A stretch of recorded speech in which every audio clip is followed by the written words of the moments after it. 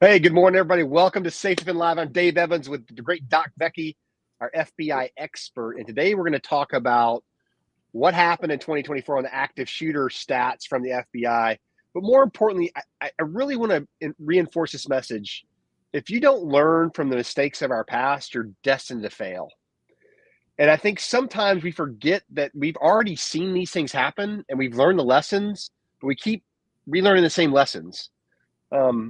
That would be the definition of insanity to me. So I think this is a good time to talk about what happened last year now that the report's out and kind of think about how do we adjust what we're doing to prevent similar incidents from happening over the next 12 months. So with that, I'm going to turn this over to Doc, our FBI expert, to talk about the stats from last year. Okay. Yeah. So June is always when the stats come up from the previous year. And go ahead and bring up that first slide. I just want to talk a little bit about the threat. Go ahead and go to the next one, please. So this is how it is right now in terms of just kind of looking over the numbers. And I want to go beyond the numbers because there's this common understanding is that there's lies, there's damn lies, and there's statistics, right? And people throw statistics up all the time. And so I want to use this as an opportunity to cover, the stats in terms of what happened last year with active shooters, kind of compare it with the year before. And this gives you kind of a background all the way back to 2014. And then kind of dig down into what does this really mean in terms of keeping yourself safe and things that can lead to these things either being prevented, mitigated, or God forbid it happens, we have a better chance to respond to them. Now, one of the things that you have to keep in mind is that these numbers are smaller than people expect, but the fact that they're small doesn't mean that it's not important or they're not impactful. In fact, these numbers really aren't accurate at all if you look at really what's going on, and that's one of the things I want to cover. Because these numbers can be manipulated if you don't really understand where they're actually coming from, what they actually mean, and how would you actually get the ground truth to really have an understanding of what your true threat is. One of the things about this database that's good is that the FBI does a really good job of tracking this very specific type of targeted violence. So the numbers you're not going to have in this is going to be things like domestic violence, killings. It's not going to include gang violence. It's not going to include suicide or negligent or accidental discharges. It is limited to what qualifies as a targeted violence event, and that is simply it's premeditated, it's predatory, and there is a specific target that is selected, and almost always it's based on some sort of an unresolved grievance that has gotten to the point that the person is unable to cope with it, is unable to obtain help or assistance, and then violence becomes the answer.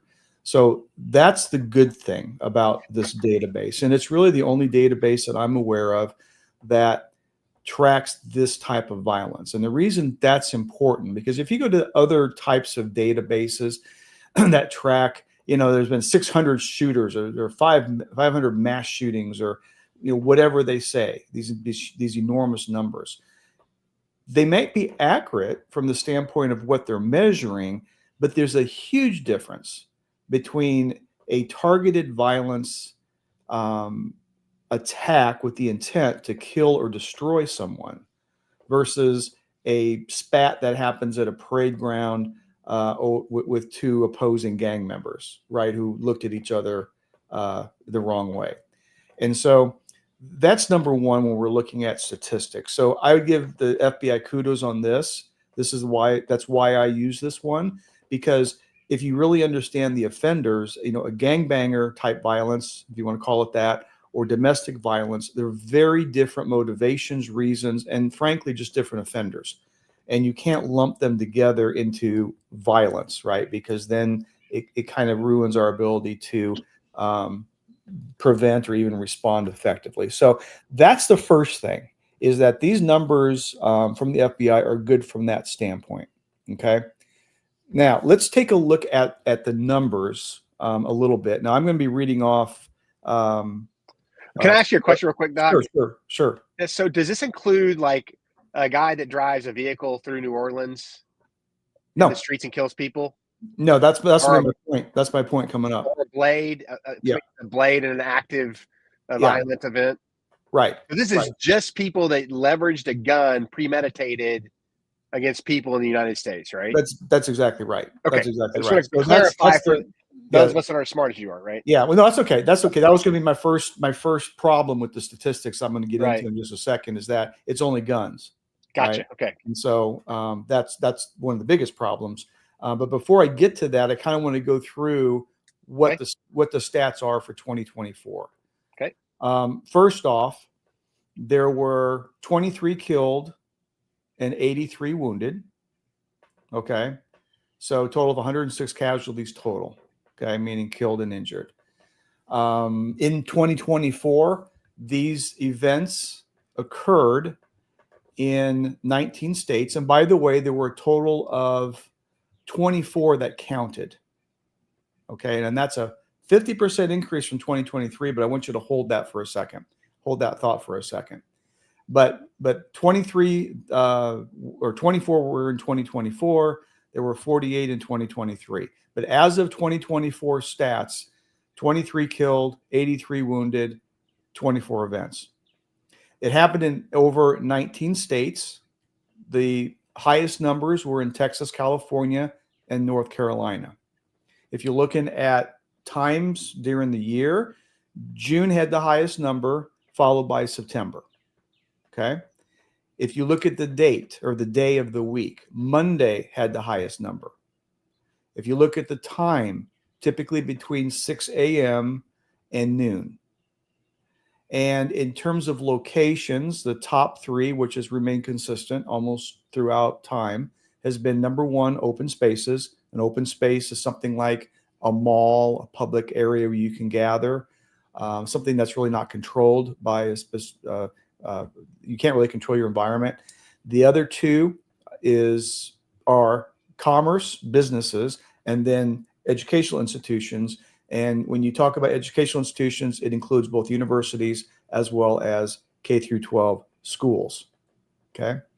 The highest number of casualties that happened in one incident in 2024 was 14 people killed and 10 people injured. And 3 incidences met the definition of a mass shooting, okay, which is 4 or more people killed in a single event, not including the attacker. And lastly, of interest here is that 88% were male and 12% were female, and we're seeing an uptick in females. That's what we're seeing. Okay, so those are the stats. Okay, now let's talk a little bit about what that means. Now, Dave just brought up my number one point, right? Is that these stats only measure or count firearms related active killer events. So if you're going to talk about other methods used like edged weapons, trucks, people running people over, beating someone to death, whatever it is, that is not reflected in these stats. And what is that number? We don't know, because there's no way that I can find that we can track this, or that anyone that has tracked this accurately. So that's a big question. But if you look at schools, K through 12, specifically K through 12 schools, we do know that about 60% use firearms, and those are tracked, and that would be in these statistics. 40% use something else, mostly knives. It's a little bit different between schools versus workplaces because of access to weapons is typically what drives that with the kids. They just can't get them as easily as adults can. Kind of simple, makes sense, and it's logical. Okay. So that's number one. That's the problem with these stats, is that it doesn't take in consideration non-firearm attacks. In fact, the day that Sandy Hook happened in China, there was an attack against it was a school attack using knives. Okay. And so, again, we're not tracking that. The other thing is that we're also this is only U.S. statistics too. Not that matters to a lot of people, but it doesn't account for if you live overseas as an expat or you're traveling. Okay, so that's one of the biggest issues here. Is it's just limited to firearms. Now, the other issue is that there's no tracking of averted attacks, meaning attacks that were stopped in some way, shape, or form. Now, there are some databases that track averted attacks, but again, it's kind of like the knives and the vehicles.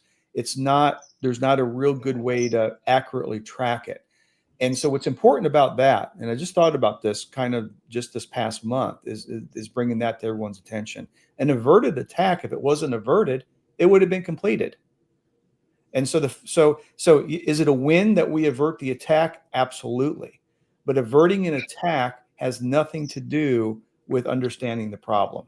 So then we have bigger numbers there that we are not sure of. Okay.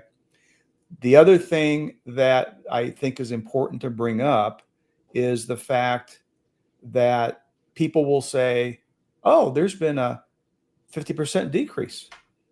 And so from 48 in 2023 to 24 in 2024, sure, that's a great stat. But again, when you look at the reality of the situation, we find that these stats are good to a certain degree, but we should never rely on them. Go ahead and bring up the slide 4, the next two up there. The other thing that has been remained consistent is about 25% of the attackers are engaged by law enforcement. In this case, it was 20 out of 24, there were 6. So about 25%, which means that 75% of the time you're still on your own when these attacks happen. And so that's another thing we have to look at. The other thing is that when we're talking about police response to these attacks, people fail to consider things beyond the time it takes from them getting in the patrol car to arriving, which can be extremely great in terms of time. 1 minute response times. We see that routinely. They drill, they train. 3-minute response times. Fantastic. Okay. But what we fail to look at on the statistics is the fact that, first off, they have to get the information before they can respond. So now we're looking about a 13-minute or 10-minute, 13-minute delay sometimes before they even get rolling. So you add that 9 minutes, 8 minutes, 10 minutes, whatever it is, to that 3-minute response time. Now we're up to 13 minutes. Then when they get there, they have to find the offender. And it can be very difficult, especially in school situations, when you have multiple campuses, multiple schools, 3 or 4 high schools, 5 or 6 middle schools, 8 or 9 elementary schools. Where do you start? So that compounds this problem once it happens, even though, statistically it doesn't happen very often, but I would challenge that it happens a hell of a lot more often than people think. And so when you look at things like left and right of bang considerations, okay, if you have a 13-minute response time and then to find the attacker once the police get there, it's probably over with, because these attacks last 5 minutes or less. Usually most of the damage, if it's done with a firearm, is accomplished within 2 minutes. So things like the safe defense system for in those situations where all you got to do is put your finger on a reader, and everything, that burden of notification is you're relieved of that. So you can focus on keeping yourself, keeping your kids, keeping your coworkers safe. In addition, having a way to do emergency first aid, stop the bleed, and protect yourself if necessary. That's where this is really important, and people have to understand. It's also important to understand that when you're doing threat assessment on left of bang to prevent or mitigate this stuff, that we have a true understanding of these attackers. They're not gangbangers. They're not people defending their children or self-protection or self-defense. These are premeditated. These are people that do premeditated attacks. they are predatory, and they have a specific target. And we have to have an understanding of those offenders in order to handle the things left of bang. And the last thing I'll say is that we all have very limited budgets. And it really frustrates me to go to conferences where you have superintendents and the vendors are there and everybody's trying to sell you stuff to keep the stranger out when 91% of your problem is within. And so these are considerations that when you look at stats, you have to really have an understanding of the offender and what these numbers mean. And lastly, you got to fight complacency. Complacency is the biggest monster in this whole situation because we just get complacent. Never going to happen here. We've always done it that way. And then that's when it happens. And so that's my take on these stats, my take on understanding the offender and the trying to get a better understanding of left and right of bang, what that really means in terms of stopping or mitigating this stuff. Well, Doc, it's a great discussion, and you brought up something that's very interesting. And for all of you out there, this is kind of a corollary comment, but it hammers home what Doc's talking about complacency. If you get a chance, watch the Netflix documentary on the Thunderbirds. As many of you know, the Thunderbirds are a premier demonstration team for the Air Force. They are the guys and gals for the Air Force. And in that documentary, they talk about the previous crashes and what they found when they looked through why are we having more crashes than ever in the late 19s, early 2020s. And Brick, the previous commander, stated this. He goes, we had loosened our standards to be safer. We spread our formation a little bit thinking it was safer. It wasn't. He goes, when we got precise on what we did and we tightened things up around the organization and we flew closer and we flew with more precision, we actually got safer, right? Complacency makes you less safe. If you want to have a secure school, then you need to define what the problem is you're trying to solve and how you're going to solve it. So what is the problem from the statistics? It's this. 95% of the time, the active shooter is somebody from within the organization. Is that accurate, Doc? Yeah, for the most part, yeah, especially in schools. Yes. So if this is true, let's walk this out. So if 95% of our active shooters are already in the school, do metal detectors work? Do cameras prevent it? Do buttons that call 55 people prevent it? No, they don't, right? We figured out a long time ago that a hardwired fire alarm saved more lives in a school when there was a fire as opposed to anything else. So how do you the time for the police can get there? If the police can get there within 3 minutes from the time they're notified, from the time they're notified, it's 3 minutes. Let's make that assumption. Why aren't we doing something that can notify them in 30 seconds? Because we know in 5 minutes this fight's over, right, Doc? Yes. So, folks, these are the facts we're dealing with. This is not nonsense. These are the facts and the rules. If we want to be more safe, we define the problem, which is an internal threat, and then how do we reduce the notification time? Because that's really the biggest gap on the police getting there is the notification. And if there's false alarms on top of that, forget it. I mean, that's a whole different discussion. If you've called them 55 times this week and they're not calling anymore, well, we all read the fable, The Boy Who Cried Wolf. We're all on that boat now. You need a hardwired system that notifies immediately, that reduces that time and gets the people there that can save lives right now.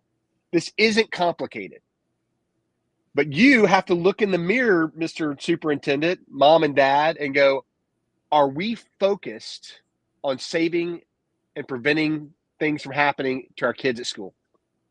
And if you're not, you need to tighten things up, period. I mean, it's that simple. Well, those are my thoughts, Doc, after listening to you today. I love it. Nice job. All right. If you haven't watched the documentary, watch it. It's really good. That's a sidebar. I really enjoyed it this week. It was fun. But it also talks to all of us about how important it is for us to tighten things up in our lives, our families, and everything we do if we want to be better fathers, leaders, business owners, workers, whatever it is. If you want to get better, focus on precision. All right, with that, Doc and Dave, we are out of here. Have a great weekend.